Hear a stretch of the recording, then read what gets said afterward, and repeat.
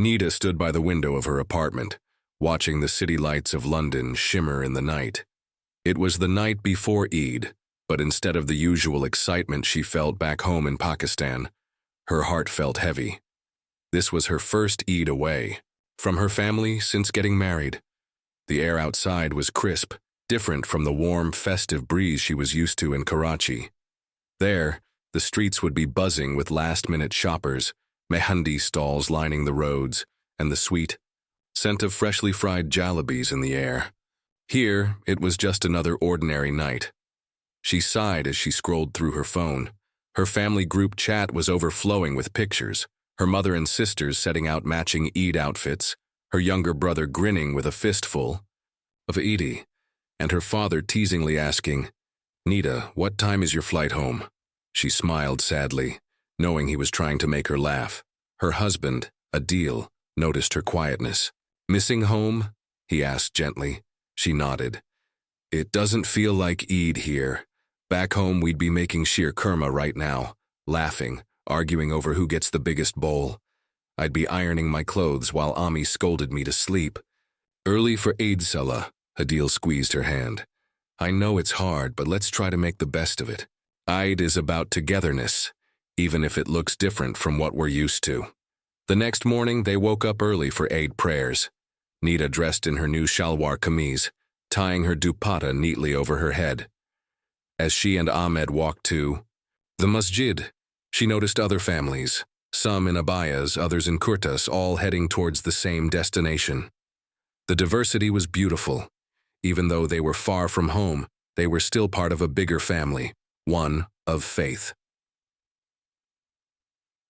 After Jul prayer, Adil took her to a small Pakistani bakery he had found earlier. The moment she stepped inside, the smell of samosas and chai wrapped around her like a warm hug. The owner, an elderly uncle, greeted them warmly. "Eid Mubarak, Beta. First time celebrating here?" Nida nodded, surprised at how quickly he had read her feelings. "Let me tell you something," he said, handing her a cup of steaming chai. "I moved here 30 years ago and I missed home terribly at first. But you know what I learned? Home is where you bring the traditions. If you miss the laughter, create it here. If you miss the food, cook it with love. And if you miss your family, call them, but also open your heart to new connections." His words struck a chord. That evening, Nida video called her family, watching them exchange gifts and eat together.